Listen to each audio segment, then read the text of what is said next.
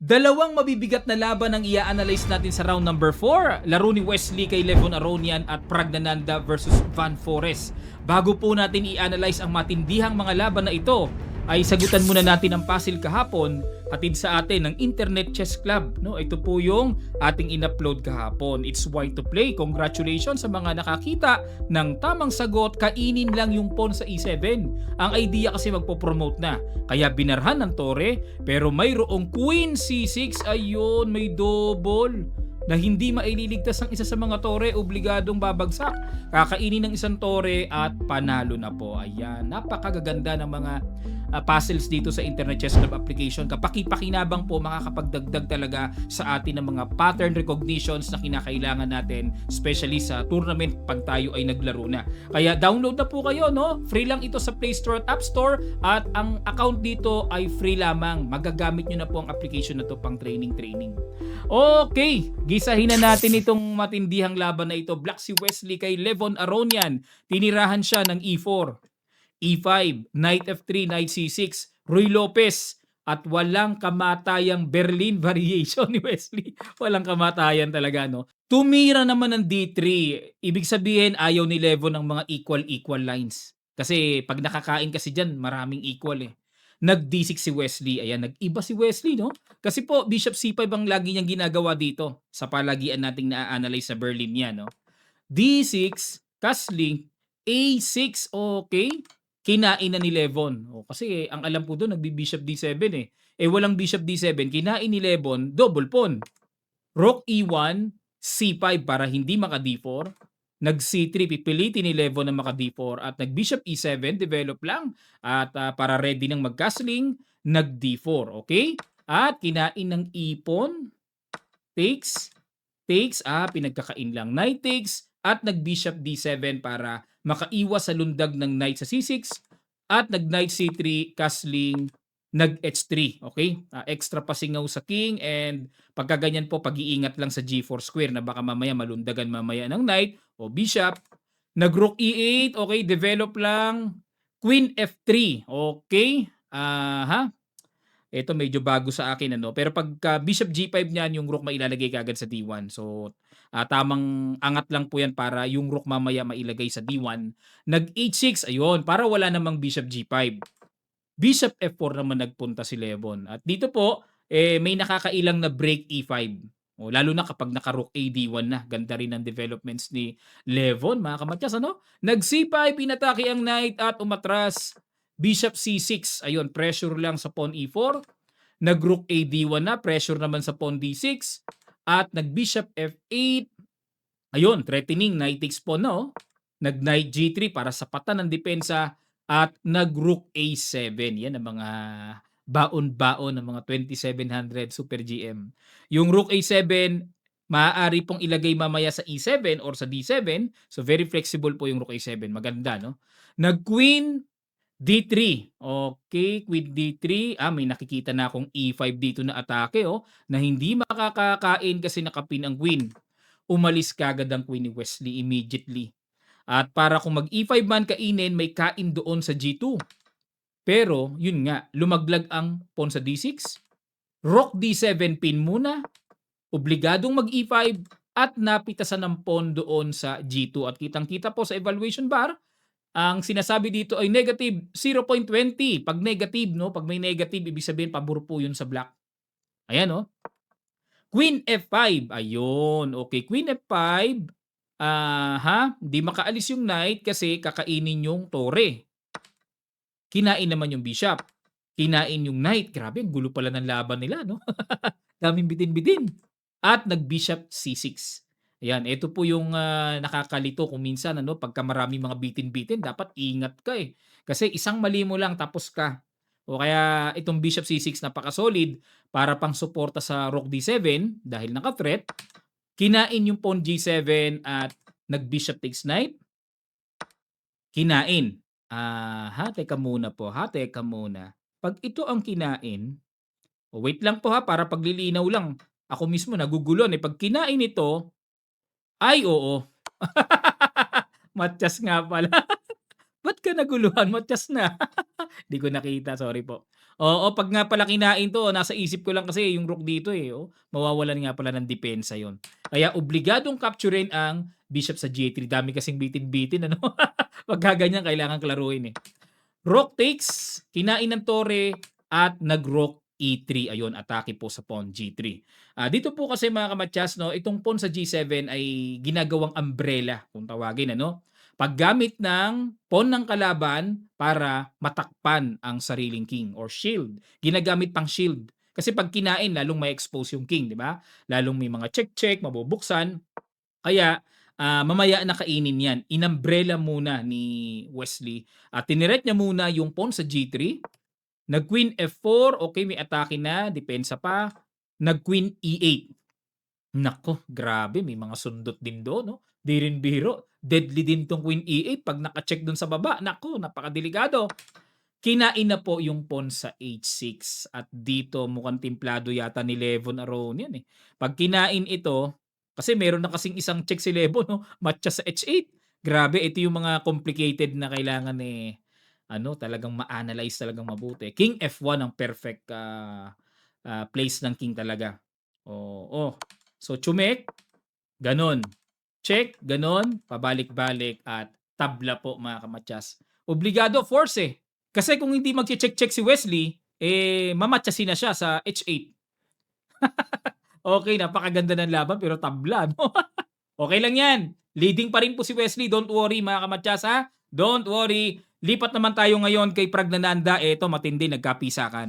Ito po ang threat kay Wesley, si Prag. Mainit ang performance nito para sa akin. Grabe ang momentum nitong Pragnananda na to. Ito kailangan bantayan ni Wesley talaga. Kasi bumubulusok eh. Bago tayo magsimula mga kamatyas, pahit naman po ang subscribe tapos yung bell button, ha. Maraming salamat po, palambing lang. Ang ginawa dito ni Prag nag-E4, C5 naman si Van Forest. So, como atakador nga, Sicilian player pero nag-D3 si Prag. Ito yung approaching King's Indian attack. Mag-G3, Bishop G2. Grabe ano. Bihira nang gamitin yan sa mga 2700 player eh. Yan oh. Ginamit, binalik uli ang Kia. A4, nag-B6. Bishop G2, Bishop B7, Bishop F4 develop. Kumain sa E4. O nga no, teka muna, ba't napakain? Kinain. Kain din. Nagpa 1 pawn down si Prag. Hanip ang lalim nun ah. Knight C3, Bishop C6. Yun lang. Yun ang matindi rito na binitawan sa game na to. Pa 1 pawn down. Ano kapalit? Knight B5.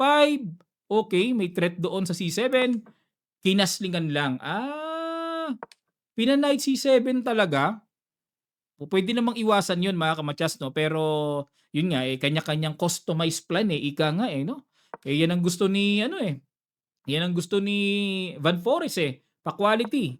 Pero nag-rook D1 muna. Pin. Pag kinain itong gulo ah. wait lang ha. Grabe complicated ah. Pag kinain tong bishop, kain doon. Complicated, ano matindi. Kinain nga. Kain doon. Kain. Ay, nagpa-queenless. Nagpa-queenless. Nag-sacrifice. Okay. Kung ating lalapatan ng bilang, 2 minor pieces. Ano kapalit ng queen? Rook and knight. Okay. Pero, yun ang challenge. Kaya bang panindigan ni Van Forest tong ginawa niyang sacrifice? Castling, knight D7 develop, knight E5. At kinain ng bishop kain, knight F6. Okay, idea is knight D5. Sin-E4 para di po maka-knight D5. At nag-G6 para may aangatan ng king mamaya. Solid. Rook D1, knight H5 threat ang pawn at nag-queen F4. Kailangan depensahan. Rook D8 palit, knight D7 muna. Okay. At kinain yung pawn, check, king F1. Sadyang pinakainan ni Prag, no? At nag-king G7. Kasi pag kinain ito, may kain dito. Nako, talo kagad ang puti. Pero, bakit napakataas ang evaluation bar? Tumira ng queen B7. Good move by Prag. Ayun. Threat ang bishop. Nako. Oo nga, paano isasalba yan? Nag-bishop B8 para di rin makain yung pawn A7. Hindi pa makain yon kasi may bitin pa sa tore. Nag-king E1 muna. Tiyaga muna. Tinabihan ng tore para makagalaw na yung knight. Rook E8, iniwas na sa pagkaka-threat, kinain na yung bishop, kinain din, and then queen takes A7. So, rook sa rook, knight and rook ang kailangan tumapat sa queen. Yun nga lang, sa posisyon na to ay medyo passive pa yung mga tore ni Van Forest, no? Hindi pa magamit talaga ng talagang ganun ka-epektibo. Queen C7, tineret ang knight at nag-E5, okay, para ma-block yung threat. At kinain lang yung pawn B6. O, pero bumababa evaluation bar eh, oh. Nag-E4, rook D7, okay, pressure sa F7. Knight D3 checking E2, kinain ng pawn A4 at nag-queen B7 threat. Knight E5, okay, depensa na, may atake pa sa tore at nag-rook E7. Obligado na, ayun, kumbaga na-simplify to lowest term, no? At kinain po yung pawn C4. Okay, dito ay kinain yung pawn C5. Pag kinain kasi 'to, hindi pwede, may check, kuha 'to. Okay? Kinain pa rin. Gano'n? Check. Ayun lang, natempuhan. Yun lang ang hindi napansin dun na sayaw. May sayaw, eh.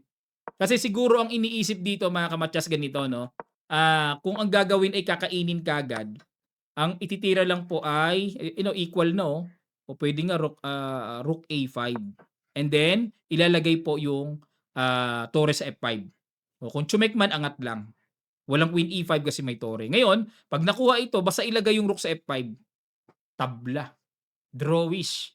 O imagine, tignan niyo, fortress. Fortress 'to, eh, oh. Tapos pabalik-balik na lang ang tore mga kamatyas 'no? Hindi naman makakalampas yung ano, eh, kahit pa gano'n-gano'n na lang. Oh, 'pag gano'n-gano'n bali-baliktad na lang ano, rook H5, rook F5, rook H5, rook F5, paano makakapasok yung white king? Wala, eh. Yung F pawn naman tsaka H pawn walang babanggaan, eh, nakabantay ang tore. Pabalik-balik na lang. So, kung check man gano'n, walang sugswang ito, kasi may pabalik-balik, eh. So, yun po yung ano, yun po yung lesson sa endgame na 'to 'no, na tinitignan ni Prague. Yun nga lang, yun may check siya doon. Ayun, oh, natempo ng check. Gano'n, check ulit gano'n, may check, and then chumek. Kasi dito, hindi puwede dito. Hindi puwede dito kasi may queen E8, kain yung tore. Aray ko, wala. Ayun, oh, nakakain naman doon. So, ibang usapan na ito. Kasi dito kaya ang pag-asa dito ni Van Forest, may ma-fortress niya yung position, eh. Yun ang pag-asa niya, eh. Check, ayun, oh. Hindi po puwedeng kainin 'to, kasi may rook E5 sa lubong, tabla yan. Gumanon, wala na 'to. Ibang usapan 'to, nakalutang yung king, eh. Oh, nakalutang, eh. Oh, in H5 pa, genius. Kain sabay queen na H6. Oh, ibang usapan na po ito pagka ganito. Nakalutang kasi yung king, dapat kasi yan nakatago sa gantong endgame. Yun, oh, check. Magaling si Prague sa endgame, ano? Alam niya, oh. F4. Another genius. Kain, kain. Ayan. Dito po kasi ang alam kong tabla, yung pawn dapat nandito sa F7. Hindi pa nagagalaw. Tapos yung tore nasa G6. Maglalaro ang rook sa E6 at G6 pabalik-balik. Imagine yung pawn dapat nasa F7. Yan po yung napag-aralan ko. Tapos yung king dapat nasa baba. Hindi dapat nakaangat na ganyan. Once na umangat ng isang pawn, talo na black. May sugswang na yan. Kaya kailangan originally dapat ang pawn nasa F7, eh. Pag naka F6, nako, may talo na yan. May sugswang yan sa ilalim. Lalo na kung nasa F5. Kaya wala, aral ni Prague talaga. Alam na alam niya, oh. Oh, alam. Oh, dito na uwi, ayan. Tinuro ko po ito sa ating summer clinic. Sa intermediate ko yata tinuro to or sa advanced. Intermediate. Ayan yung ganitong klaseng endgame na how to win using the king and queen and rook. Ayun. Gumanon, ganon. Ayun, once na lumayo na yung tore, wala na, delikado na yan. Lumayo na, eh. Okay, pumunta dito, so hindi pwedeng chumek, may queen. Gumanon, nako, ang dali na nito. Oh, ulihin na lang yan. Check dito, check dito. Hindi chinek ano, kasi kung check ka, ganun lang. Gumanon, ayun, huli na. Ayun, huli na, huli na. Okay, bakit po nahuli? Kasi kung pupunta yan dito, halimbawa, mag-king E8, magku-queen H5. Ayun, kung saan man pupunta tong king, mapa king E7, mapa king F8, sa pulsa G5, sa pulsa H6. Okay? Kung dito naman pupunta, queen G5, huli ang tore. Okay, madali lang pong hulihin yan, lalo na kung ang tore ay malayo. Dapat kasi magkadikit yan, eh. Medyo matagal-tagal pa yon. Pero pag nilayo ang tore sa king, wala na. Tatamaan talaga. Tatamaan talaga yun. Okay, sana po natuto kayo dito. Ito ang standing mga kamatyas. standing natin after round number 4, ayan, Wesley So pa rin nangunguna, 0.5 ba? Malaking bagay sa kanila yung 0.5 Sa kanila pong 0.5 nako, malayo yan. Maano yan, mahirap habulin yan. Kasi mahirap nga sila magkapisakan, karamihan tabla eh. MVL, Levon Aronian, Pragnananda 2.5 points, and Fabiano Caruana, Vincent Kamer, Sam Sebian 2 points, Anish Giri, Sindarov, di makaporma si Sindarov ngayon 1.5 points, and Jordan Van Forest nasa pinakamababa. Okay, at ang round number 5 na ine-expect nating magbabakbakan, Van Forest versus MBL, Caruana, Levon Aronian, Sindarov, Samsevian, Wesley So. Ang kalaban niya ay si Pragnananda na. Ayan na, yan ang gusto kong laban. Puti pa si Wesley So. Yan ang gusto kong laban. Vincent Kamer versus Anish Giri. So yan po ang aabangan natin sa round number 5. Maraming salamat po. Ano man ang inyong masasabi sa laro ni Wesley at laro naman ni Pragnananda, pakilabag nyo lang po sa comment section. Malaking bagay po ang inyong mga comments at pag-heart para ma-promote ang video na ito. Mga kamatyas, tulong nyo na po sa channel natin. Maraming salamat at magkita-kita pa tayo sa mga susunod pa nating chess updates. Hanggang sa muli!